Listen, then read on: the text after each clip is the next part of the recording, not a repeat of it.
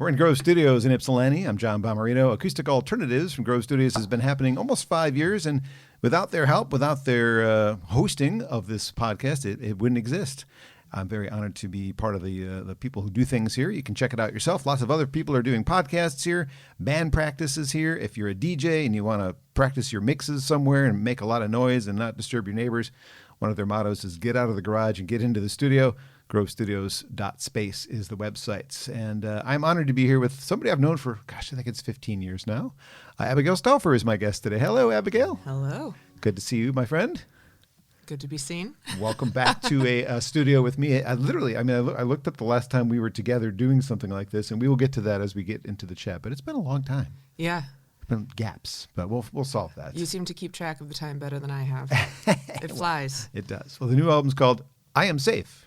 Here it is for the camera people. If you're listening to the audio version, I can't hold it up for you. That doesn't work for me. Does it officially come out this month? It does officially come out this month. I think that we're saying May 29th. Okay. Arbitrarily. Okay. I mean, the fact that I've had it in my hands for a while is because I was a supporter on Kickstarter. That's how I have it. So you, listener, could have been a supporter and could have been holding it in your hands, too, at the same time. But Abigail, let's start with the song. What would you like to do? I was thinking of a throwback. Okay. So as we see on here as well, there's the oldest album, Alone to Dream, was from the early ages, the early days when I met you. Yes. I remember writing that song sitting literally on the rooftop of a house in downtown Ann Arbor on Washington Street. And so I think that the first line is something about not wanting to sit here on this roof or something like this. And that was the very beginning before that was even recorded. 2010. So it's been a while. Haven't played those songs as much recently, but I'm going to try for that today. All right.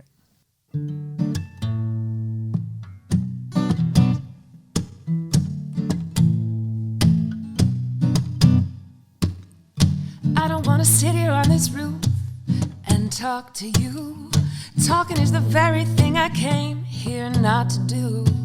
Trees and their green leaves, they always let me be alone to dream.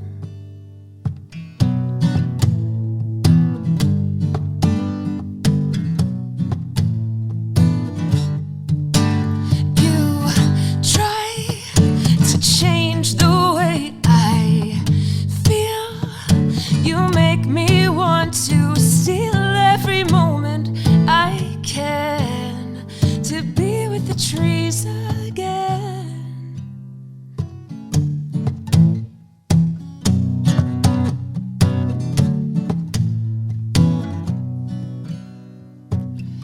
I don't want to sit here on the floor and work it out.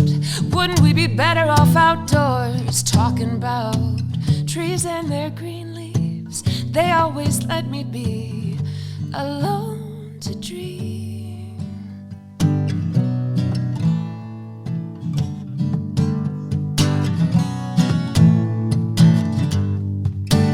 You try to change the way I feel.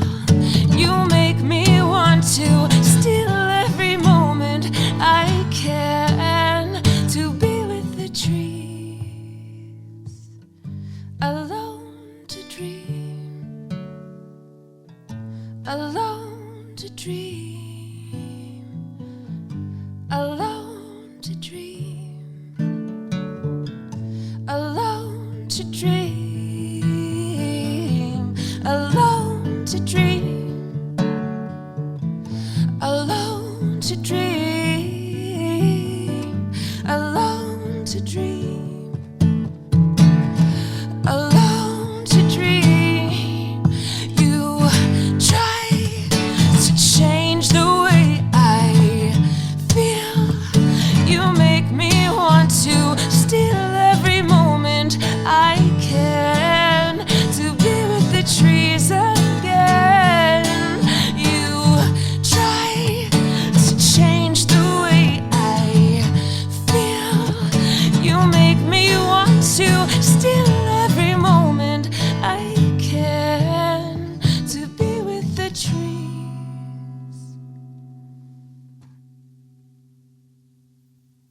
Alone to Dream, Acoustic Alternatives version there by Abigail Stauffer on Acoustic Alternatives. And that is from way back when we first met. And those who can see it, we're holding up the first album here. And I will look at the picture inside and say you haven't aged a bit because it still looks just like you. Love it. You really haven't changed. I think I had hair when we first met. Not a lot of it, but enough of it that there was some. And it was, a different version of me. But you're still the same. You're still Abby. Still me. And I think back then I was mispronouncing your last name. So if I'm doing it now, please correct me. Stauffer, right? Stauffer, not like, Stauffer. My dad always says, ow, like if I were to, punch you. Right. And he would say, ow. But I try to be friendlier. Yes, I know. Because I don't think back then in 2010 when I first interviewed you, you corrected me. I'd seen you at the Green Street Fair, which I think was the introduction. And at that particular performance, I was impressed with what you were doing. And then you did the Outkast cover of Hey Ya. I'm like, okay. Okay.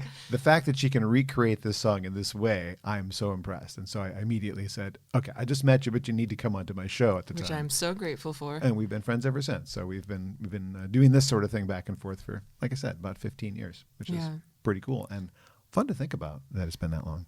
Yeah, and we were just talking about that some of us are very distractible with our communication, and you have been a wonderful friend to so many of us musicians, including being persistent in your communication when we're sort of like, what? Text and email and follow-up phone call. What do you mean? I need 15 forms of communication before I can reply. So thank you for being persistent and diligent friend as well. We've been talking about this for months, and now we're doing it, so it's good. Yeah. All right, so you've been a Michigan resident most of your life, but not all of your life. I know you lived in Asheville for a while, obviously the Ann Arbor, Ypsilanti area, because that's where we're in right now. Yep. Where else have you lived? I've lost track. So I bopped down to Asheville and did a bit of time studying massage, and then I went to San Diego and thought, I need more sunshine, which I do. I don't do great with the winters, but living there full time just wasn't for me.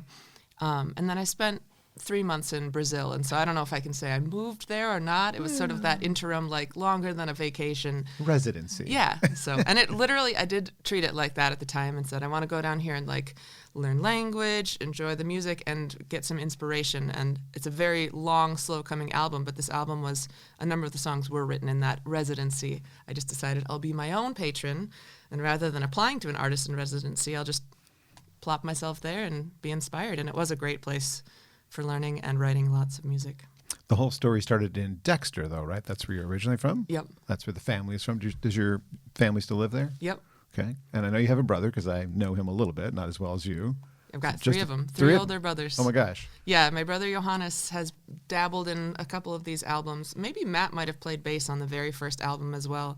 But Johannes, he plays keys, and he's played, I think he's like on Hammond and Rhodes, and I should know, but he's on a number of different fun things on the song Normal is Boring on the new album, which I can't play for you here without the full entourage, but check it out later. And he plays with some of the other local musicians in town as well, which is how I would also know him because I see him on stage with other friends. So, so musical family or just the two of you musically? Whole musical family. We grew up singing around the dinner table. I didn't realize not everybody did that, and I feel for them because I think it was really fun growing up singing together. Cool. What kind of stuff were you guys singing? I mean, it would be sometimes just like, sometimes based around religious traditions. Sometimes I remember having like a little sing-along in the family room and loving having multiple parts where it's like, oh, you're going to sing this part and you'll sing this part, like a round and things like that. I don't know if it was even a frequent occurrence as a kid, but it was a very memorable occurrence. So even just when we sing Happy Birthday, it's always turns into this like multi-part harmony, elaborate thing that my sister-in-law shakes her head and rolls her eyes at. We're extra. Okay. So if anybody said, did you have a good childhood? To me, it sounds like just based on that. Yep. You know, they're all complex. Every childhood has its highs and its lows, but I think I had a very good childhood. Besides music, what kind of stuff did you do as a kid? Were you into anything else? Did you do? You know, this Alone to Dream thing of being out with the trees. I grew up in the boonies of Dexter and spent a lot of time just in the yard. We had a nice, very big yard, and we had horses next door and cows across the street. And so a lot of it was just exploring, even with my earliest days of learning how to hang out by myself, because with lots of siblings, I was not necessarily alone that often. But when I was, it was like, I'm going to go back in the 90s when you could let your children wander freely. I'm just going to go to the neighbor's farm field and see what fun things I find there. And it was really beautiful to just appreciate nature. And even with my siblings, we used to consider exploring in a cow pasture to be this grand adventure. And like, what are we going to find? So just a lot of time hanging in nature. Cow poop is what you're going to find. Yeah. I remember finding an old Dr. Pepper can, and at the time thinking that was like really treasure. Look what we found. Ancient pop cans. Garbage, in other words. Oops. Well, after high school, U of M, University of Michigan, for those who don't use U of M to mean U of M, because there are other M schools in this country. What did you study there? Oh, sorry. What did I study? What did you study at U of M? I studied linguistics. Okay. It's not a great way to get a job per se. I mean, I don't know. But it was wonderful in terms of my love of learning languages. And so then since then I was able to, when I started playing with Dave the Cellist, as I call him, Dave Haughey, and his wife is from Brazil and he speaks Brazilian Portuguese. I learned rather quickly and went to Brazil and we did some shows there. And then I had this amazing opportunity in 2018 to go all over France and play French public libraries, and I quickly learned French. So in a way, my linguistics degree has served me very well, just not in the ways that I would have expected. So U of M having a great music program, that wasn't what you were thinking you were going to do for a living. Yeah, my dad actually studied music at U of M, and then he didn't do a music career. And I think I didn't have a specific instrument that I really would have necessarily had a great shot at getting into U of M with anyway. I wasn't pursuing music in high school as much. I was a bit, but I think I had it in my mind like, well, if he can study music and not do it, maybe I can not study music and do it. My parents set the example that you don't have to get a degree and then follow that path exactly. And that's been useful, even in terms of jumping ahead. Now I do software, and having a degree at all is very helpful for getting a job when I suddenly just did like a coding boot camp, but the degree in something was all that really mattered. So they set a good example. Well, to kind of tie it all together, I mentioned the Green Street Fair. I met you that day, which I believe was the day after you graduated from college. It was the day or two after. Yeah. So I remember that as part of our story together. But you didn't get to, like, I've graduated from college. Here I'm going to do music now. It's just not what you studied. So it's kind of like It was a sudden end of college, like senior year of college was when I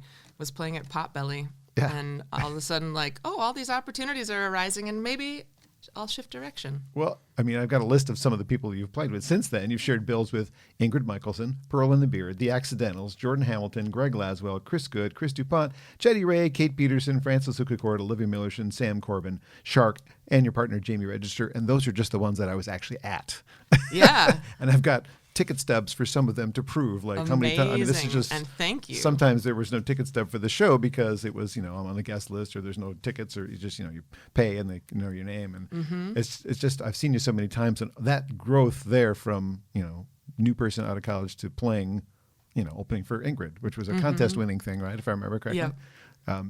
That's a really nice fun ride, right? Yeah. Especially the unexpected. I think it's easier maybe to have unexpected success than to strive really hard for something and not quite attain. I feel very grateful for the we of it. Right. I mean, to have at this point, having the Accidentals open for you, which happened so many years ago, obviously, no offense to you, but it would be way reversed because they have succeeded in ways that you haven't had the time to do. Yeah. I mean, you've had to pursue, I think I'm going to jump ahead a little bit. 2020 kind of caused you to rethink career choices. And that's a total guess, but a lot of you had to.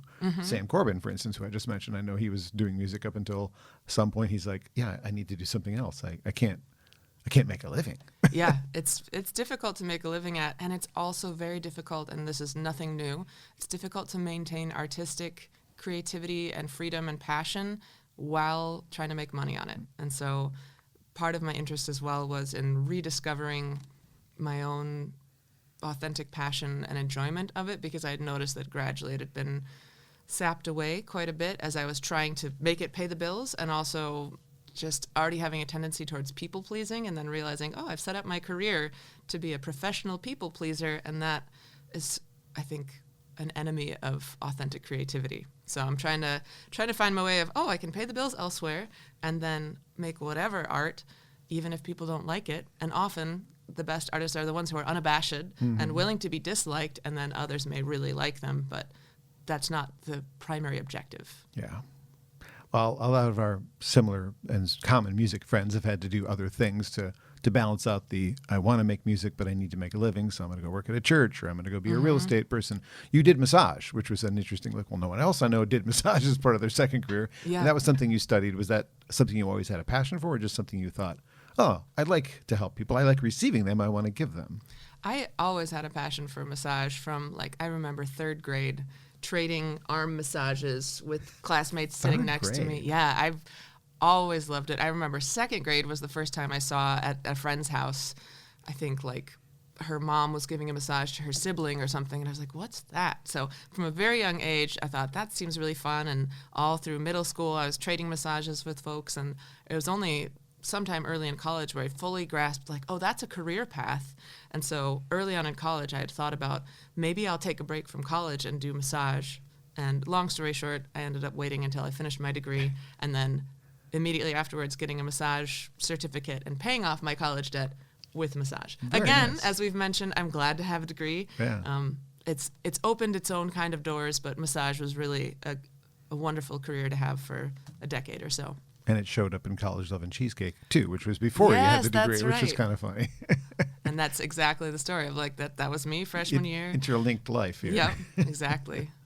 Well, as I was kind of digging back into your life, because, you know, we haven't talked in a while, I was looking for, what did I miss? Like, what did we not talk about in the past? And I don't think I ever mentioned it. I don't remember when it came out now, but the parody of the Taylor Swift song that you did for was it a food bank or a food? Oh, gosh, now What did spring that it on me. I can't tell you. Well, I guess there's a pretty good chance that she has seen that, which I wonder what her reaction would have been to. Oh, because as a wonder. parody, she'd probably like, oh, what is this? It was really well done. I mean, Yeah. it really was. The first time I saw it was like this week. I didn't know it was Really? out there. Yeah, I didn't know. Yeah. It was one of the things that I must have missed along the way. Yeah, never eating bad together. Yeah, we are never ever eating bad together. Yeah, that was a really fun well video. done, but Thank you. Not that I can claim a whole lot of credit. no, but it's it's one of the things that's part of your story at this point. Yeah. If people Google you enough, they will find, as I did, this interesting little T Swift cover, which who knows? Like, she may have responded to it in a while. That's really clever. I like That's that. so funny. I have always thought there's no way she's ever seen it, but be interesting if she had. Yes. Well, typically in your songs, even into the new record, you've been a pretty open book as far as your life is concerned. It's refreshing, but I wonder, is it scary as well for you? Do you find yourself feeling, okay, well, I'm putting it out there, and it's always going to be out there because records are kind of permanent, really. Even though you can take them out of print, they're still out there. Does it ever scare you? This one more than any of the ones before, and at the last album, Where I'm Going, was 2015, and this one is 2025.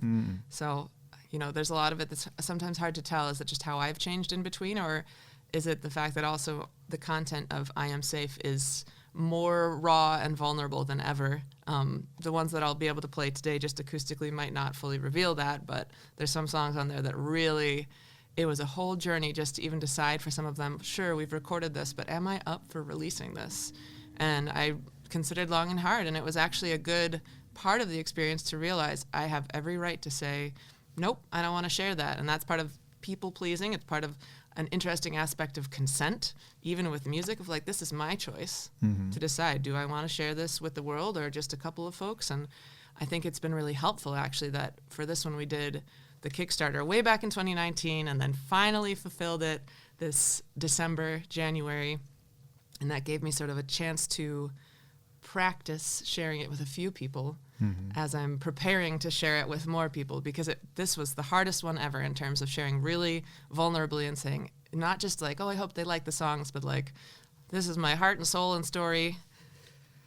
Take it or leave it. Yeah, take me as I am, as Yeah. somebody I know someone once, oh, that was you. Yep, exactly. Another classic song from the Abbey past. I love this. I know your backstory, my friend. It's awesome. I've been there for a lot of it, and it's been a good ride. Is this a good time to play one of those new songs? I don't know what you're prepared to Sure. play. Yeah, and like I said, the ones from that album that I'm able to play just solo acoustic are not as deeply revealing. So, It's a little more complex of a record. A lot of these other ones, you have been able to pull the songs yeah. off. So I'll play some from it, but it won't be. This isn't the bearing of heart and soul, fortunately or unfortunately. Probably a relief for me today. What song is it? Let's do Pulling Teeth. Okay.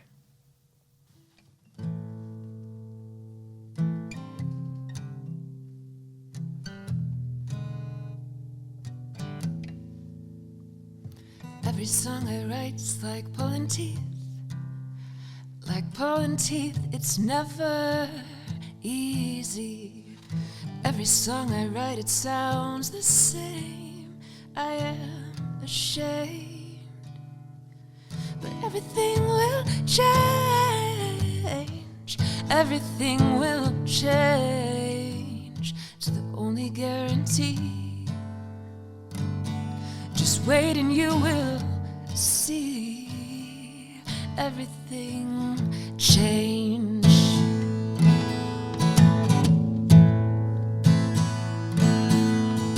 Sometimes the work I'm doing feels completely useless. Progress is elusive and I'm sliding down the wall I've climbed. But it's then I find when I'm feeling most discouraged, the page is finally turning and something will change.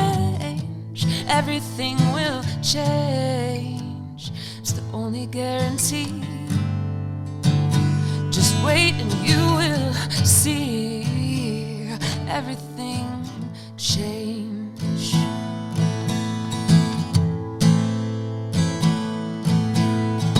Sometimes it's entropy. If you leave things be, they'll fall apart. But if you wanna say in the way things change, you gotta work every day till you find a way to the change you wanna see. It's like pulling teeth. It's never easy.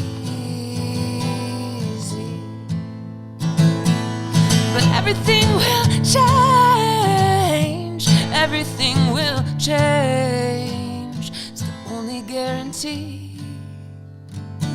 Just wait and you will see everything change.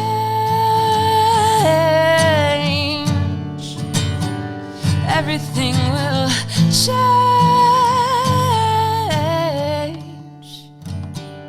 Everything will change.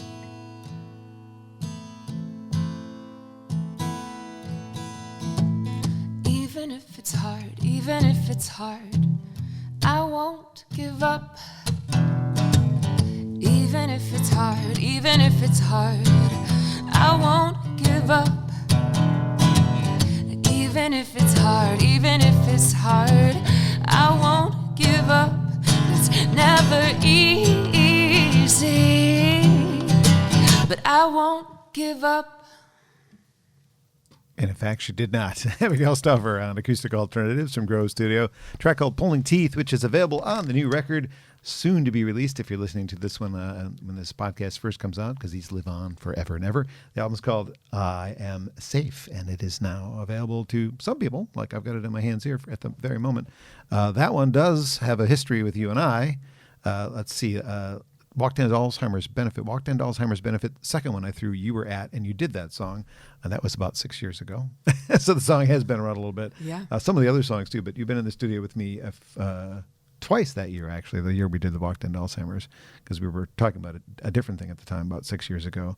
The Benefit and then Pulling Teeth and Wanderer were both played at that point and both appear on this record. So some of these songs are old, which, I mean, I know it took a little while because of some of it financial, some of it where Dave lives, I think is probably part of the equation too. Yeah. But some of these, which I guess, which are the newest songs on here? And you know, you're going to have to remember yourself by looking. Yes, I will. The newest songs, I mean, even that, probably Normal is Boring. Which has a Dave vocal on it, a strong Dave vocal. And Hold Me Steady, I would say, are the newest. But yeah, all of them, honestly, like when you start naming how far back some of them are. Honestly, Wanderer, I wrote right after touring with the Accidentals in 2017. And the beginning of it says, I'm coming home to a place I barely know.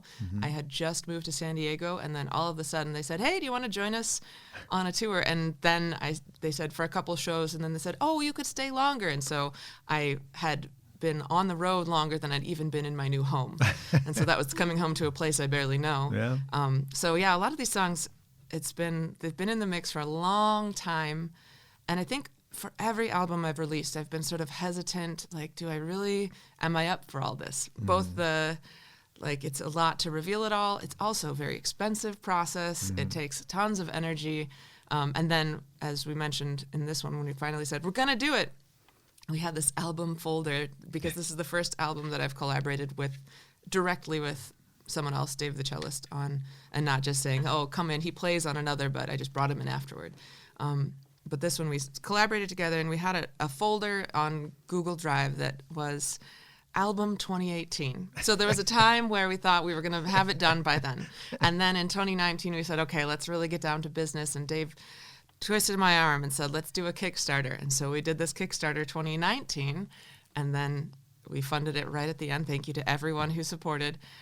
December 2019, and he lives in Massachusetts and spends time in Brazil. And so it took 5 years to finally finish recording it and do all the rest. So I don't know, some songs were written in that time, but some of it was just this, all of a sudden he has a chocolate business and I'm a software developer, and time gets by. Yeah. And so that last one about every song I write's like pulling teeth, even that was like 2017 or something like it.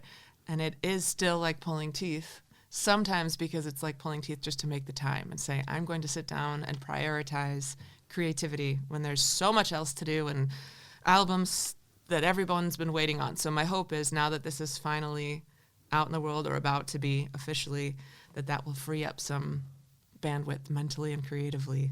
You can start writing again. Here's hoping. Overthinking actually is old too, because you did that one in the studio the same year as the Walk Down to Alzheimer's, but you didn't know the name yet. You hadn't committed to a name yet. That was new at the time. Yeah. Because I remember I wrote that when I was living in the Buddhist temple. Okay. And again, when now I have these years of, I got my house in 2018, so I had to have written that a long time ago. Yep, they're all old. Well, I'd heard Pulling Teeth, and then when I finally heard the record, there's this like cool little jazz thing in the middle that obviously isn't there when you do it in front of me like this. Yeah. Where did that come from? Whose inspiration was that? That was Dave. Okay. Dave the Cellist wrote this whole arrangement for Rita, the Balkan brass band that I think they still play sometimes here and there in Ann Arbor, and it's like a party. It's a dance party every time. So the recorded version and the video version of that has a whole Balkan brass breakdown in the middle, which fits with this idea that everything will change, that the song itself is like suddenly, and change. It's a Balkan brass breakdown and back to something else. So, well, Wanderer, that starts off the record, is kind of a journey. I mean, listening to it lyrically, so J.R.R. Tolkien had, I think, the line that you kind of borrowed from, right? Those who are not lost, or though I wander, I'm not lost. Yeah. But what is the actual quote? I don't recall Yeah, exactly. I looked it up, but now I forget Not what it is. all those who wander are lost. Yeah, there you go. But you kind of retooled it for the song, Yeah. and kind of fit it into your journey, like, going different places. And Yeah. You've been a lot of places, as we mentioned, and you've come back to, the area that you grew up in. Your roots are here and grounded, and you've got, and in previous albums you talk about being alone and relationships being difficult, and he wasn't here today, but it seems like Jamie almost came. Jamie almost came.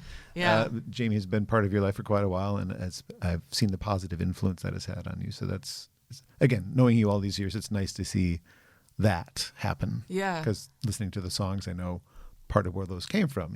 It's the relationships that didn't work. Yeah, and thinking back in terms of "I'm Not Lost," I think it's in another song somewhere or other, and in the No Contradictions album, which was the second one, that was a big deal for me at the time of really trying to wrestle with coming out and being a person of faith and whatever else, and that there didn't have to be a contradiction, that these certain identities that at the time felt like I can be either this or that. It's black and white, binaries, whatever, and that I was like, no, I can be these things and also these things, and they don't have to contradict. But then also my own journey of sometimes others perceiving, or from their perspective, oh, you're lost. It can be a term in a faith community at times. And so that was somewhat me saying in terms of where I'm wandering through the world, but also in terms of my faith, like, I'm not lost.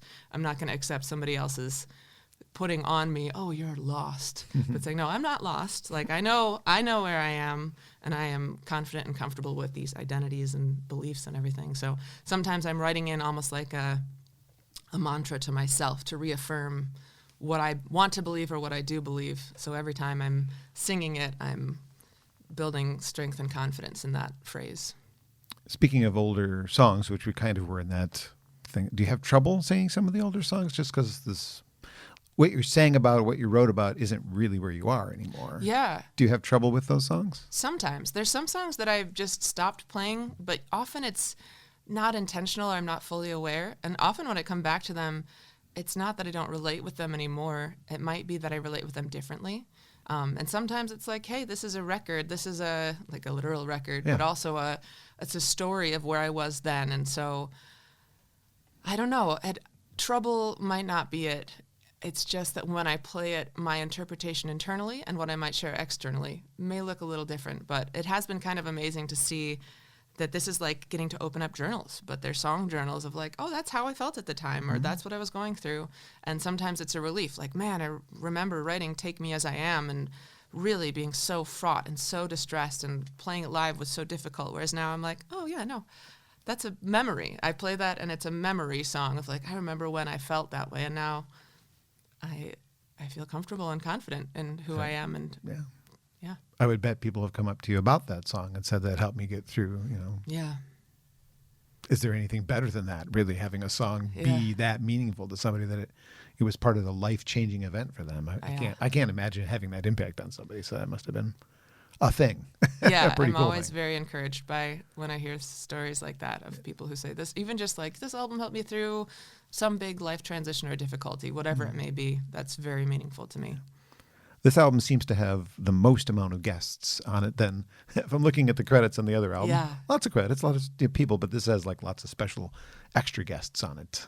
What made that come about? Was it just that Dave's busy, I'm going to ask so-and-so to help? Was it kind of that? I'd say to the flip side that it was Dave's ambition of let's collaborate with everyone. And is exciting and fun. And I love the collaboration.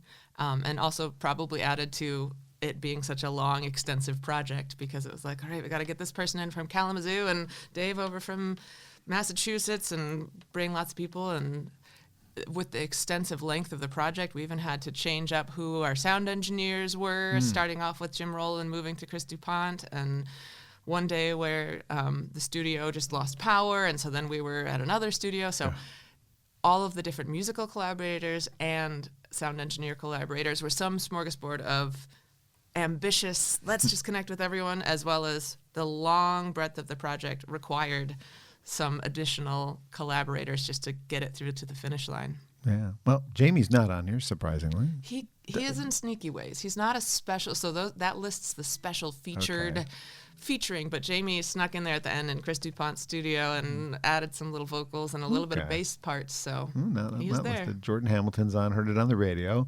Jenny Jones and Nikki P on Embody, and is it Rita? Rita, excuse me. I'm pulling teeth, I got that wrong.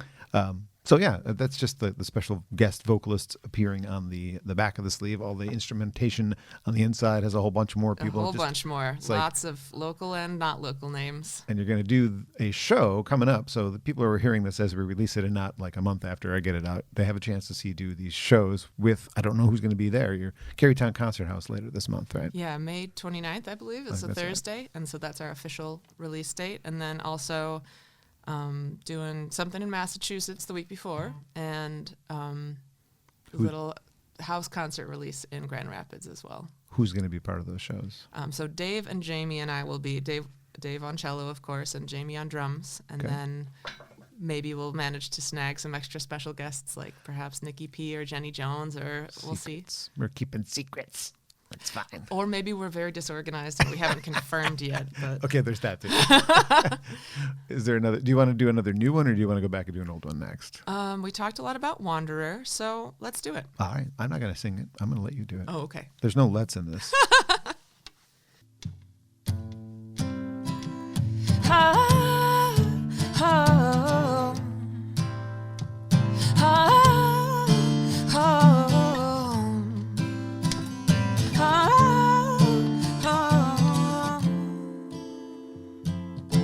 I packed my bags and I set out again.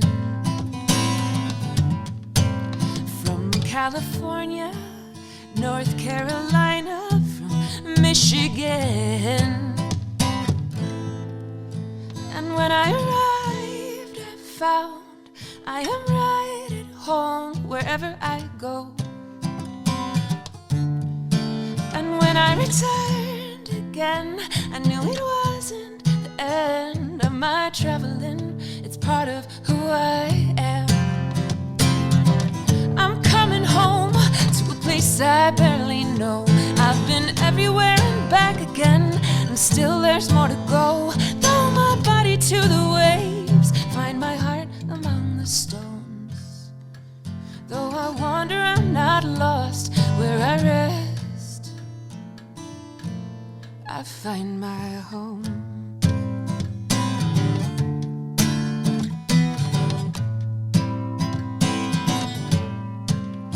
I've slept on couches, slept on floors, I've slept on beds, I've slept outdoors, I've taken boats and trains and bicycles to get me where I need to go. And everywhere I've been, I've made new friends who let me in to their stories and their lives, and they help me realize that I am safe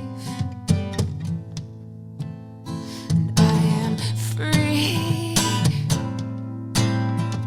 I am limitless in love and infinite in creativity. I am not lost. I am finding out what this life, what this faith, what this music is about.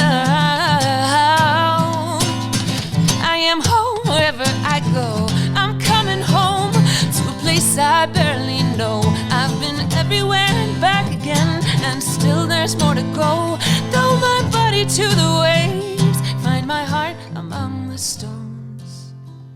Though I wander, I'm not lost. Where I rest, I find my home.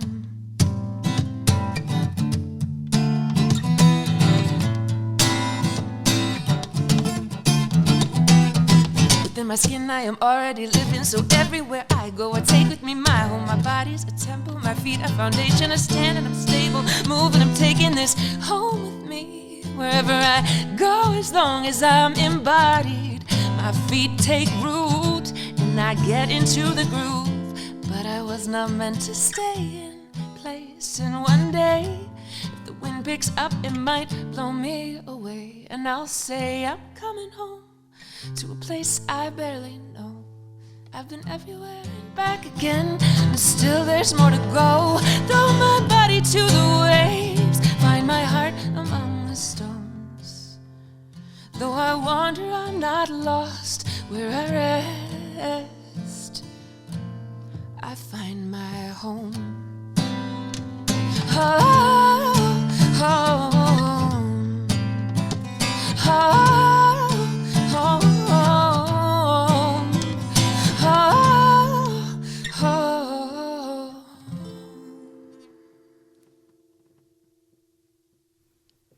Wanderer is a track you can find on the newest album from Abigail Stauffer, and you heard it here on Acoustic Alternatives in Grove Studios in Ypsilanti, Michigan. It is the track that takes us on a little journey as we get into this record. And I shouldn't be surprised because you've kind of dabbled in genre bending over the course of your last three records, but this one seems to bend pretty far away from, I mean, this is, we'd almost call this folk, what you just did for me here, but the record is not a folk record. It is. Yeah. It is not. Yeah, there's a lot of, I don't even know. You're an expert on this. I don't know what to do. What would you call it? I don't know that I can. a genre bending folk. Then, yeah, I we've guess. got some electronic things happening, which happened as well on No Contradictions, but in a different way. Yeah, it's a little less dreamy techno-y than like World with the Windowsill or Love Song Earth and Sky, which is a couple of my favorites with Chris's voice on them. Right. And this one has, there's a little bit of rap going on in there, but it's not like hardcore rap. It's just like you just sort of did a rap in that song. It's that kind of, just a different delivery of a vocal. Yeah. Yeah, and I've always struggled with trying to figure out what, people say if they haven't heard the music, oh, what genre do you play? And I'm like, oh gosh, here we go. So yeah, once we figure out, I like, you said dreamy techno-y is a good way to describe some of the electronic elements of No Contradictions. Yeah.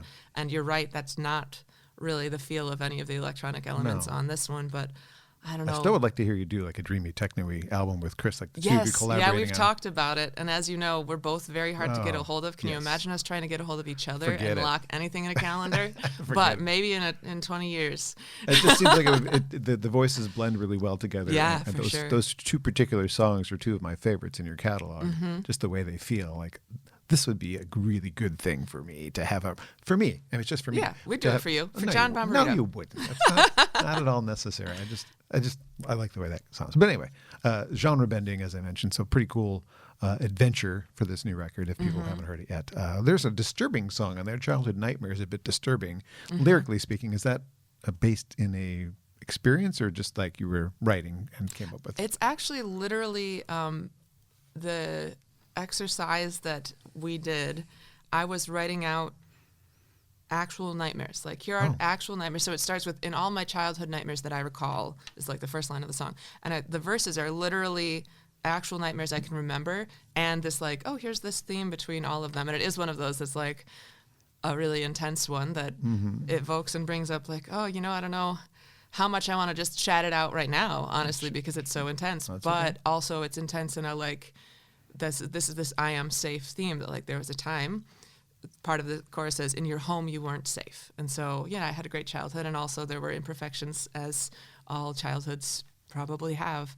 And so I am safe is covering a wide range of those things of what is it like if in some childhood experiences you weren't safe.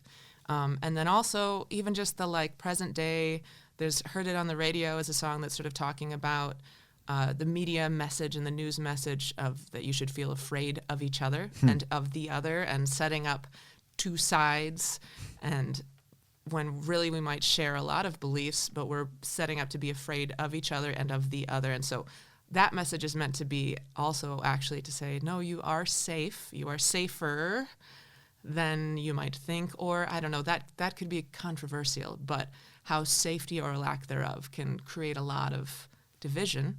And then there's also covering I am safe in terms of, there's a line, I'm safe to trust myself in overthinking. And there's an element of being safe to explore and try new things in NOBA is what we call it.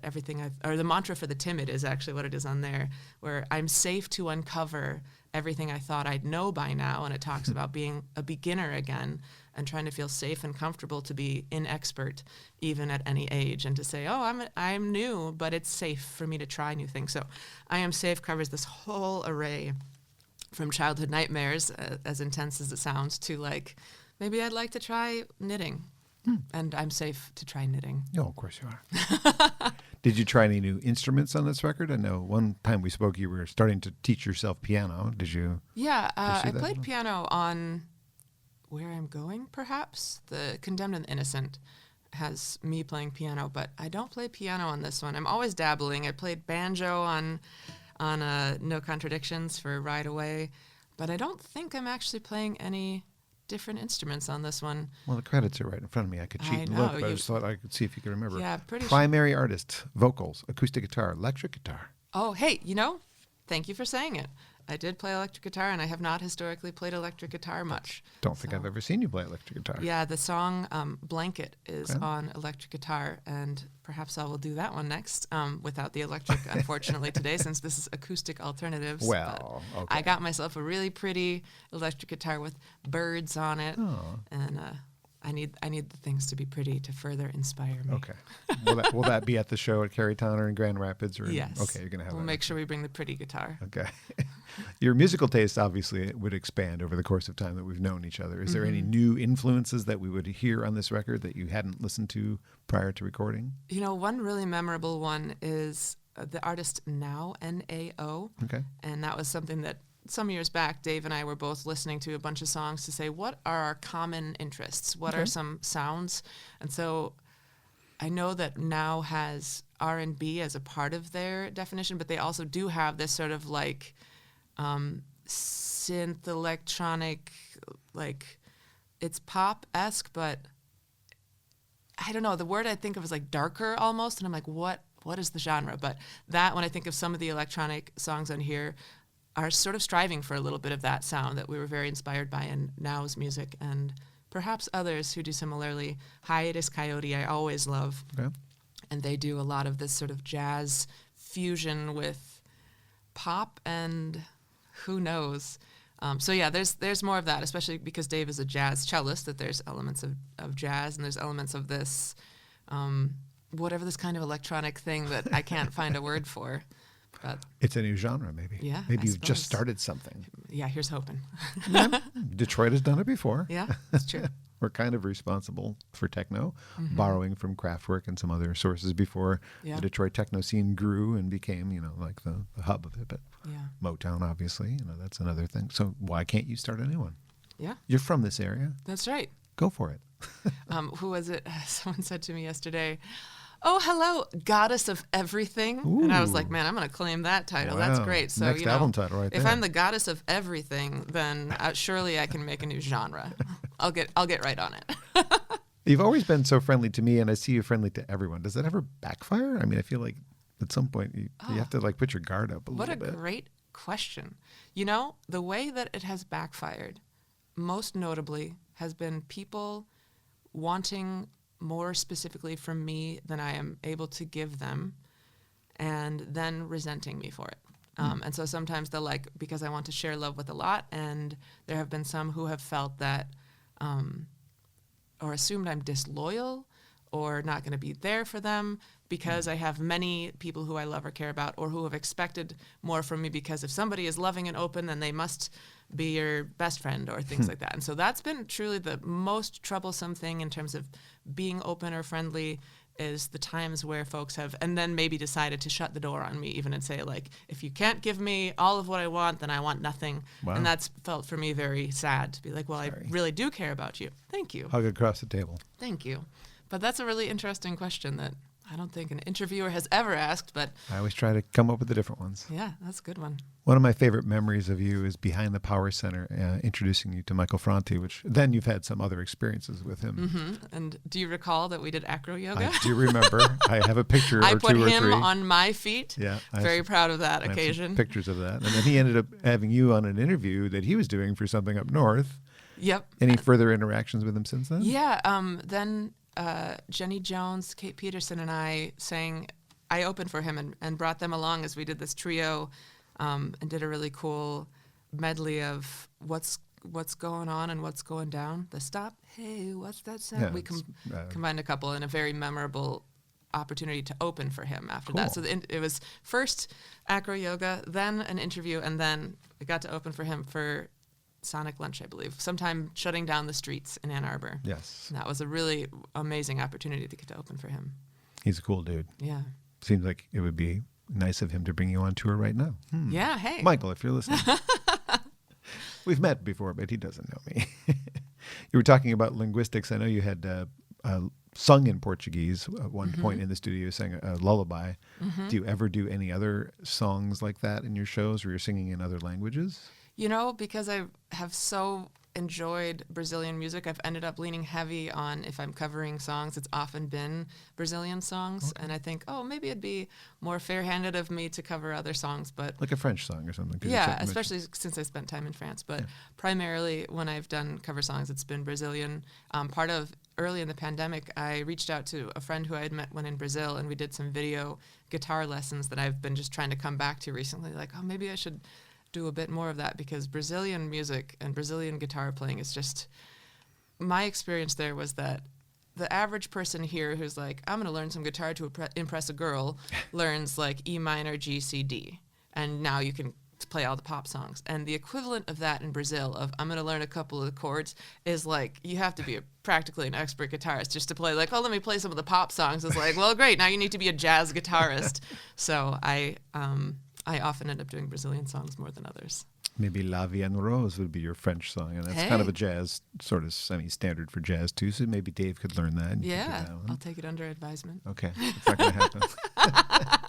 At one point, we also talked about you doing a kids record because of that lullaby you did in the studio. Was actually session a with- children's song. Yeah, I'm it'd be Well, kinda it was in a cool. children's book at Yeah, least. it'd be kind of cool of you to do a kids album or a lullaby album or a family album, as it's sometimes called. Did you ever give that any more thought, or is that I kind of haven't. I didn't even remember that as a consideration, but those are the kinds of things that are nice in this moment of, what if I were to write songs again? It's nice to have a creative constraint, try writing dance pop, or, write 3 children's songs, something, an attainable, specific, what they say about SMART goals. I have a hard time with those myself. Yeah. But David Zinn, the artist, talks very often about this blank canvas as this conundrum of if there's this just blank open canvas, it can be overwhelming. Where do I even begin? What do I even do? So his visual art is often based around on the street with chalk, whatever, of like there's a piece of gum that could be the bear's nose or something, and I need that as well in terms of like a children's album could be this, like now it's not a blank canvas. I have some constraints to work within. So again, you know, you thought I was teasing and taking it under advisement, but you know, I'll consider it. Lighting a fire. Love it. Abigail Stauffer is my guest today in Grove Studios. One more song? This next song is Blanket, which is one of the songs from the new album that would be on that beautiful guitar with the birds, but today we'll do it acoustically. Okay.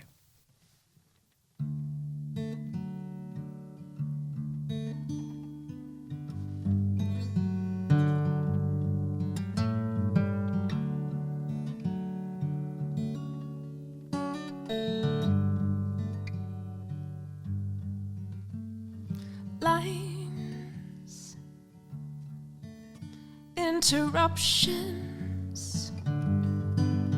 there's resistance,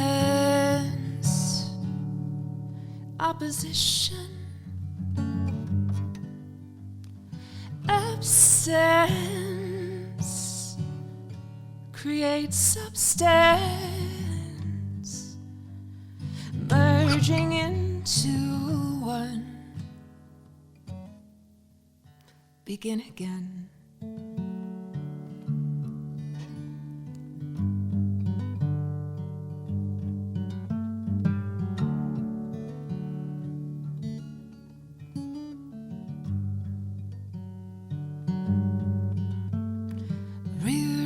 The same thing to make it different, predictable behavior with frayed edges, heavy comfort feels familiar, fading into light. Begin again.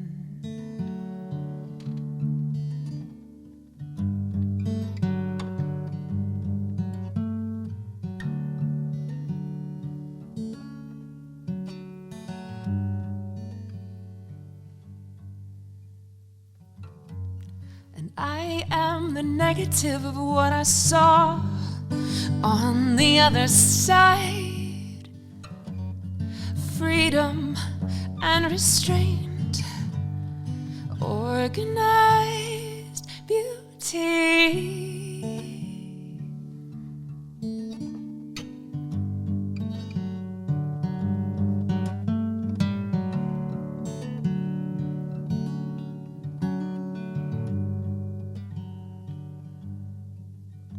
Come right up to the edge, don't cross, yet somehow you've already made it through to me. You've already made it through.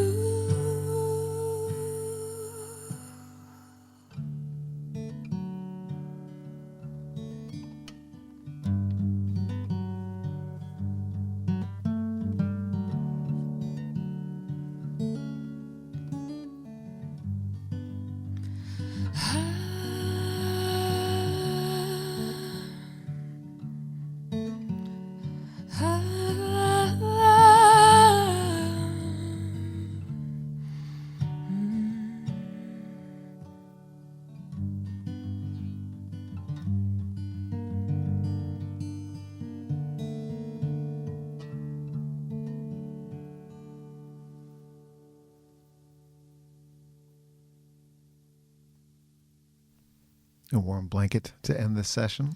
I always love to end on something like a lullaby. That's pretty. It's available on the new record. Abigail Stauffer's new record is called I Am Safe. It's Abigail Stauffer and the Wisdom this time, adding an official band to your your moniker, so to speak. Chances to see Abigail do the thing with the new record happen later this month, the month of May of 2025. Again, always remembering that this lives on in infamy, and people might hear it a year from now and go, oh, when? When is it? No, you missed it. Sorry. And there might be more opportunities. You haven't been doing as many shows lately because, like we mentioned earlier, got to make a living, and this is not really the best way to make a living. It may be a passion, it may be something you're really damn good at, and I still believe in you, but I completely understand to have to like go to that other route to make the bills and, you know, feed yourself. Yeah. Stuff. Still trying to play here and now, here and again, be in the present, I don't know, but trying to play with the frequency and the kinds of occasions that evoke more inspiration and passion for me. And so catch it when you can. I know the digital versions are going to be easy to stream and what have you, but if people want physical versions and they can't make it to one of your shows, can they find them on the website, or is it only to be available? They will at shows? be available on abigailstauffer.com. Perfect. Once it's all released. Perfect. And I know a lot of folks have a Patreon page. Have you gone that route yet? Nope. No. Okay. I've got one. It doesn't generate a ton of income for me, but it does help me pay for some of the expenses that go along with doing this show and my radio shows on Radio Cobra Detroit and Sonic Coast. And it does, you know, kind of keep me doing the thing that I do to help. So if people are enjoying what I'm doing here and you want to support me, johnbommarito.com, there's a tab that says Acoustic Alternatives. Click on that and there's information on how you can help me on Patreon, and you might be able to hear some old interviews I've done. That's my thank you to you. There's like archived things that don't exist anywhere else except for there. So Love it. Abby, so good to see you. Thank you for lining this up and giving me a chance to talk to you about the new record and talk about your life and hear exclusive versions of songs. We'll wrap it up and say, again, thank you to Abigail, and we'll have more Acoustic Alternative sessions coming. I don't have anything specifically booked in the near future, but looking forward to July and a visit from finally May Early Wine's going to be on. So I've been working on that one for 4 years, and it's going to happen. Wonderful. Good luck with the record, Abby. Thank you.